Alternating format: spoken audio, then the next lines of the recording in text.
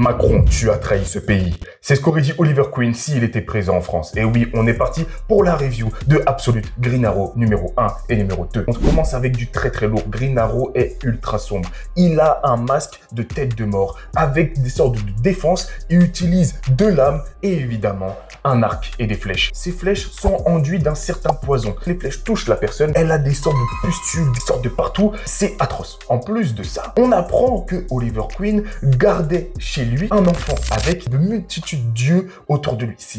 C'est très spécial. Dinah Lance sera le personnage principal de Absolute Green Arrow. C'est celle qui va mener l'enquête sous les ordres de Hammond. Elle ne travaille pas réellement pour lui par envie, elle travaille par obligation parce que ce personnage, Hammond, a fait en sorte à ce que son père n'ait plus d'argent. Oui, et on a une Dinah qui va essayer de trouver des réponses à la mort de Oliver Queen. Oliver Queen qui a été tué, on le rappelle, par Hawkman lors de Absolute Evil. On a aussi plusieurs flashbacks qui vont nous présenter qui est Oliver Queen dans l'univers de Absolute. Oliver Queen a toujours été quelqu'un de très altruiste. Il a essayé de s'entourer des bonnes personnes pour mettre en place une application qui permettait au peuple d'investir de l'argent en bourse sans tous les côtés néfastes du trading. Mais on apprend plus tard que Jubal Slade était en réalité une mauvaise personne, agression sexuelle et toute autre dinguerie autour de ce genre de sujet. Et évidemment, Jubal Slade est la première victime. Dès l'introduction du premier comics, on voit Green Arrow utiliser ses deux lames pour lui couper la tête. Et grâce au travail graphique de Raphaël Albuquerque, on ressent très bien la pression à chaque page. Pour moi, chaque personnage est très bien dessiné,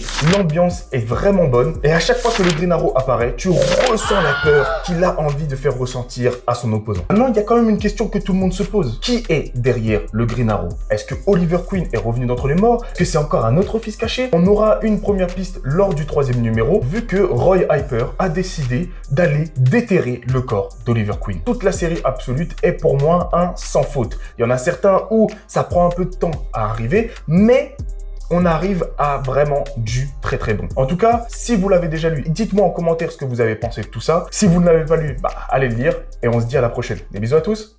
Peace.